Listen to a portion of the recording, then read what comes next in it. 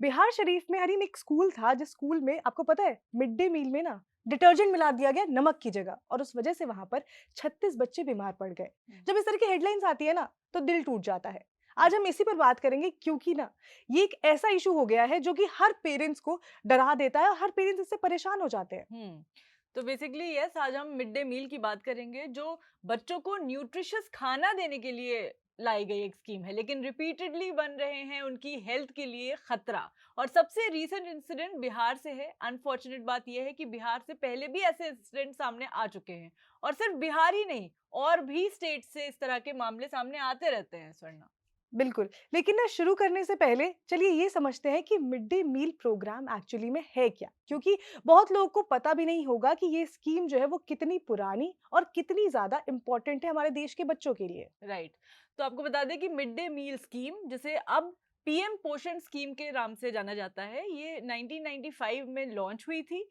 इसका basic idea simple है। Government school जाने वाले बच्चों को फ्री न्यूट्रिशियस लंच दिया जाता है, क्योंकि वो फाइनेंशियली वीकर सेक्शन से आते हैं वहां पर पढ़ने। और ये स्कीम ना सिर्फ भूख मिटाने के लिए डेफिनेटली नहीं है, ये बच्चों को स्कूल आने के लिए भी मोटिवेट करती है, उनका न्यूट्रिशन इनटेक इम्प्रूव करती है और फाइनेंशियली वीक फैमिलीज पर एक बोझ जो है वो भी एक तरह से कम करती है, क्योंकि बच्चों का खाना पीना इसमें ही इंक्लूड हो जाता है।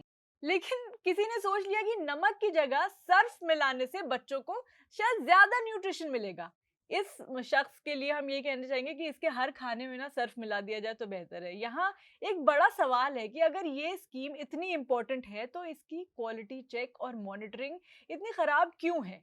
क्योंकि इंसिडेंट्स के बाद इंसिडेंट्स हुए जा रहे हैं, और बच्चे हर बार हॉस्पिटल जा रहे हैं, बीमार पड़ रहे हैं। ये कब तक ऐसे चलता रहेगा? सही बात है। और ना चिंता की बात ये है कि गवर्नमेंट डेटा के अकॉर्डिंग ना हरीम पिछले 5 सालों में इंडिया में अलग अलग स्टेट में 674 बच्चे अलग अलग कंटामिनेटेड फूड की वजह से बीमार पड़ चुके हैं, और ये सब कुछ मिड डे मील की वजह से ही हुआ है। और अब ये जो बिहार शरीफ का पूरा मामला है, जिसकी वजह से पूरे देश भर में आउटरीच क्रिएट हो चुका है, तो बिहार शरीफ के नूरसराय एरिया में परासी मिडिल स्कूल के करीब 36 गर्ल स्टूडेंट्स जो थे वो बीमार पड़ चुके हैं, जब उन्होंने मिड डे मील जो था वो ये खाया था। हुँ। और जैसा कि आपको बताया, रीज़न ऐसा है कि समझ ही नहीं आता है कि मतलब इतनी इर्रेस्पॉन्सिबल हरकत कौन कर सकता है। वहाँ की प्रिंसिपल की बाइट आई थी। प्रिंसिपल ने बोला कि जो मिड डे मील में सोयाबीन राइस और ये सब कुछ दिया गया था, जो एक प्रिस्क्राइब्ड मेन्यू के हिसाब से एक एनजीओ ने सप्लाई किया था वहाँ पर। लेकिन कुछ स्टूडेंट्स जो हैं वो खाना खा चुके थे, और उन्होंने कंप्लेंट की कि भाई खाने में नमक कम है। अब यहाँ पे लोकल्स का दावा है कि किचन में नमक और डिटर्जेंट पाउडर एक साथ आसपास कंटेनर्स में रखा हुआ था, एक ही जगह पर। अब अलेजेडली कुक ने जो है वो डिटर्जेंट पाउडर को नमक समझ लिया और उस खाने में डाल दिया, और जो बाकी स्टूडेंट्स थे फिर उन्होंने वही वाला खाना खाया। तो एक कुक ने अलिजेटली यहाँ पर क्या किया है कि खाने में ना डिटर्जेंट पाउडर डाल दिया नमक की जगह। डिटर्जेंट पाउडर, आप ठीक सुन रहे हैं, वही डिटर्जेंट पाउडर जो कि क्लीनिंग के लिए यूज होता है, वो खाने में चला गया गलती से।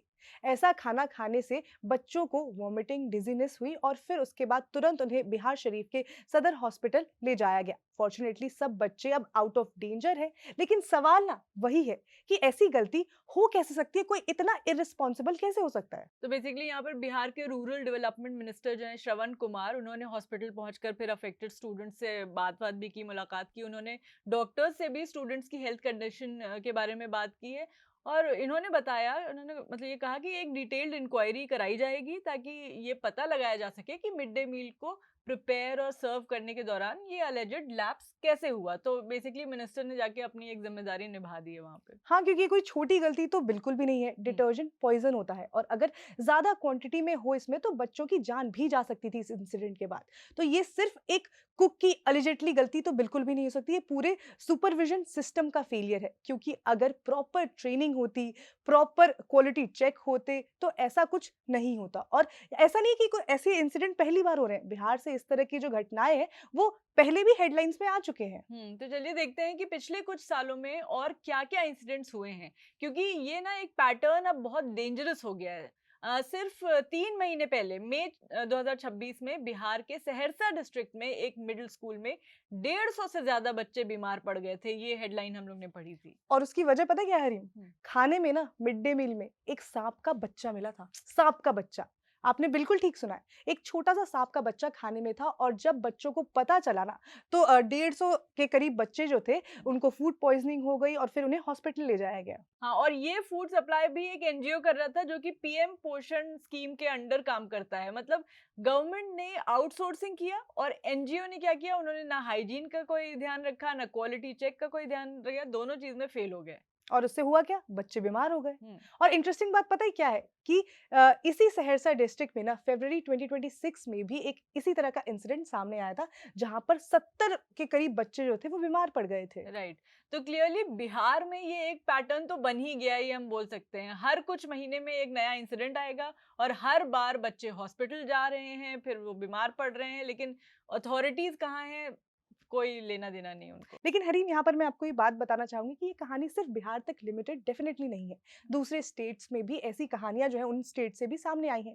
चलिए देखते हैं कि राजस्थान में क्या हुआ था। तो सितंबर 2025 में राजस्थान के दौसा डिस्ट्रिक्ट में ना एक गाँव के government higher senior secondary school में करीब 90 बच्चे जो थे वो हॉस्पिटलाइज़ हो गए थे खाने की वज़ह से, मिड हम्म। डे मील की वज़ह से। राइट, उन्होंने खाया था चपाती और वेजिटेबल, ये ऑब्वियसली मिड डे मील के अंडर था, और खाने के बाद उन्हें वही स्टमक पेन हुआ, वही वॉमिटिंग वगैरह शुरू हो गई। तो अथॉरिटीज ने इन्वेस्टिगेशन लॉन्च की, लेकिन इसमें रिजल्ट क्या आया? अभी तक कोई रिजल्ट नहीं आया है, कोई क्लियर आंसर अभी तक यहाँ से भी नहीं आया है। और पता है हरीम, इसमें से जो 90 बच्चे हैं, इनमें से कई ऐसे बच्चे भी होंगे जो छोटे बच्चे होंगे। कुछ बच्चे ऐसे भी होंगे जो अपने पूरे 1 दिन के मील के लिए इस एक मील पर डिपेंड करते होंगे, लेकिन उन्हें मिला क्या? उन्होंने एक खाना खाया और फिर वो हो गए हॉस्पिटलाइज़।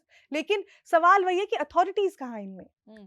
और ध्यान देने वाली बात ये है कि ये गवर्नमेंट स्कूल था, मतलब डायरेक्ट गवर्नमेंट सुपरविजन के अंडर है ये स्कूल, और फिर भी क्वालिटी चेक फेल हो रहा है। तो अब पता नहीं प्राइवेट स्कूल्स का क्या हाल होता होगा, वहां भी कुछ इस तरह की अगर चीजें होती हैं तो। तो हम्म। महाराष्ट्र के ना एक प्राइवेट स्कूल से ऐसा ही एक इंसिडेंट सामने आया था कि हाँ। वहाँ पर भी ना एक मील था, जिस मील को खाने के बाद एलिजेडली काफ़ी स्टूडेंट्स जो थे, वो बीमार पड़ गए थे और उन्हें फूड पॉइज़निंग हो गई थी। हाँ, राइट, ये खबर आई थी कि अक्टूबर 2024 में ये हुआ था महाराष्ट्र के ठाणे डिस्ट्रिक्ट में। और एक प्राइवेट स्कूल में 45 बच्चे, इनकी उम्र 8 से 11 के बीच थी, ये हॉस्पिटलाइज हो गए थे ऐसे ही स्कूल में एक मील खाने से।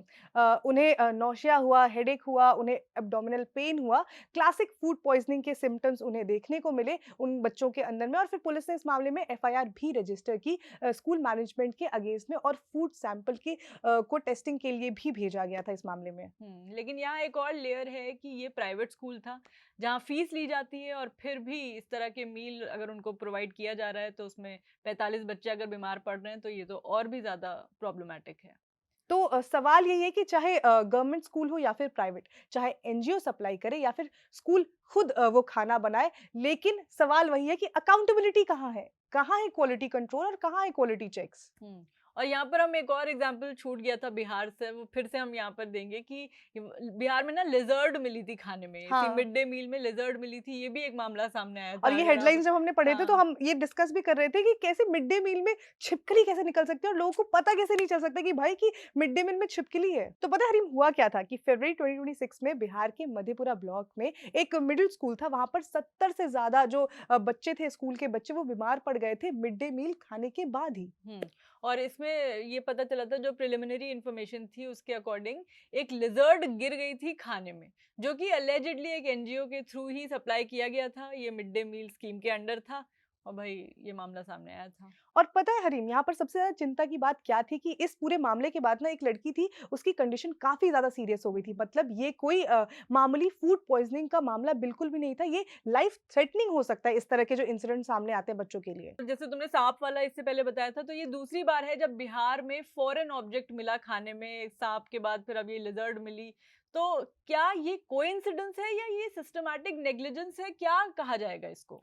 और ना गवर्नमेंट डेटा ये कहती है कि पिछले 5 सालों में 674 बच्चे 11 इंसिडेंट में बीमार पड़ चुके हैं मिड डे मील खाने के बाद से। 6 स्टेट्स में, उसमें से इंक्लूडेड है बिहार, दिल्ली, ओडिशा, राजस्थान, उत्तर प्रदेश और वेस्ट बंगाल। हम्म। तो ये ना कोई आइसोलेटेड इंसिडेंट्स नहीं है, ये एक नेशनल क्राइसिस बन चुका है अगर इस लेवल की चीजें हो रही हैं। अथॉरिटीज भी आंख बंद कर अगर बैठे हैं तो ये बिल्कुल भी ठीक बात नहीं है। अब सवाल ये है कि क्या आगे क्या होने वाला है? क्या अथॉरिटीज वेट कर रहे हैं कि कोई बच्चा मर जाए तब एक्शन लेंगे? क्योंकि 2013 में बिहार में 22 बच्चे यही mid day meal food poisoning से जो है मर चुके हैं। ये भी एक न्यूज़ आई थी उस टाइम पे। तो ये स्कीम ना फाइनेंशियली वीक बच्चों के लिए लाया गया था जो डिपेंड करते हैं एक मील पर, और जब आप उनके साथ खेल रहे हैं, जब आप उनकी हेल्थ को रिस्क में डाल रहे हैं, तो ये सिर्फ एक नेग्लिजेंस बिल्कुल भी नहीं हो सकता, ये एक बहुत बड़ा क्राइम है। तो बेसिकली अथॉरिटीज को अब थोड़ा सीरियस होना होगा। स्ट्रिक्ट क्वालिटी चेक्स जरूरी हैं, रेगुलर इंस्पेक्शन जरूरी हैं, एनजीओज और स्कूल्स पर अकाउंटेबिलिटी, और सबसे ज्यादा इंपॉर्टेंट है ट्रांसपेरेंसी। पेरेंट्स को पता होना चाहिए कि उनका जो बच्चा है वो क्या खा रहा है स्कूल जा करके। और यहाँ एक और बात बहुत इंपॉर्टेंट हो जाती है कि जो कुक्स हैं, स्टाफ है, सबकी प्रॉपर ट्रेनिंग होनी चाहिए। डिटर्जेंट और सॉल्ट में उनको ये पता होना चाहिए कि फ़र्क क्या है, डिफरेंस क्या है, और स्नेक और लिज़र्ड को पहचानने की भी शक्ति जो है, वो उनके अंदर में डेफ़िनिटली होनी चाहिए, तो उनकी ट्रेनिंग बहुत ज़्यादा इंपॉर्टेंट हो जाती है। सही बात है। और अगर दोबारा ऐसा होता है तो स्ट्रिक्ट एक्शन होना चाहिए, एफआईआर, सस्पेंशन, कॉम्पेंसेशन, सब कुछ होना चाहिए, क्योंकि ये बच्चों की जान का सवाल है और कोई कॉम्प्रोमाइज नहीं होना चाहिए इस तरह के केसेस में। तो ऑन दैट नोट हम फिर मिलेंगे नए मुद्दों के साथ। आप देखते रहिए द बहन शो।